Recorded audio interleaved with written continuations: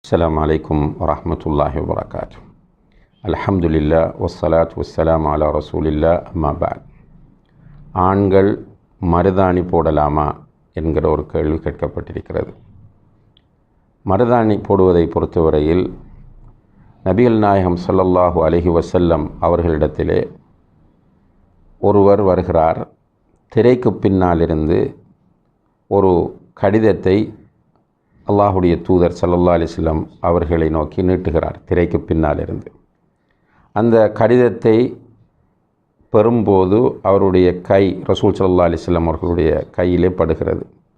ரசூல் ஸல்லல்லாஹு அலைஹி வஸல்லம் அவர்கள் கேட்கிறார்கள், மா அத்ரி அயது ரஜுலின் அம் யது இம்ரஅத்தின், இது ஒரு ஆணுடைய கையா அல்லது பெண்ணுடைய கையா என்று எனக்கு புரியவில்லை என்று சொன்னபோது அந்த திரைக்கு பின்னால் இருந்தவர் சொல்கிறார், பலிம்ரஅத்துன், ஒரு பெண்ணுடைய கைதான் என்று சொன்னார்கள்.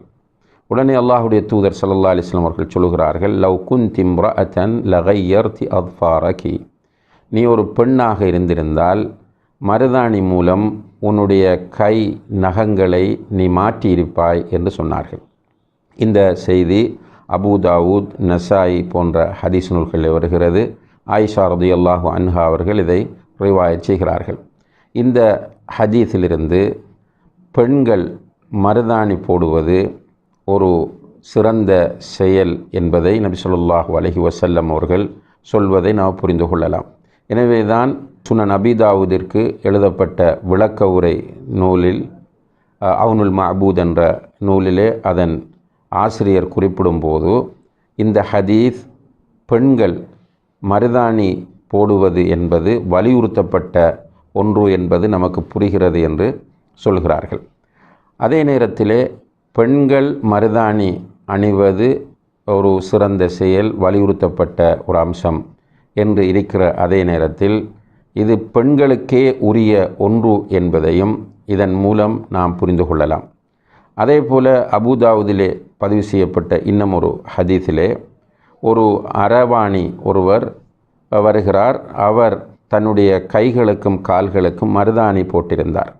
இதை பார்த்த நபி ஸல்லல்லாஹு அலைஹி வஸல்லம் அவர்கள், இவர் ஏன் இவ்வாறு செய்கிறார் என்று கேட்டபோது, இவர் பெண்களுக்கு ஒப்பாகிறார் என்று சொல்லப்படுகிறது. உடனே ரசூலுல்லாஹி அலைஹி வஸல்லம் அவர்கள் அவரை நாடு கடத்துமாறு வலியுறுத்தினார்கள் என்பதை இந்த ஹதீஸிலே நாம் பார்க்கிறோம். எனவே மருதாணி போட்டு தங்களுடைய நகங்களையும் கைகளையும் கால்களையும் அழகுபடுத்தி கொள்வது என்பது பெண்களுக்குரிய ஒரு நடைமுறை என்பதை நாம் புரிந்து கொள்ள வேண்டும்.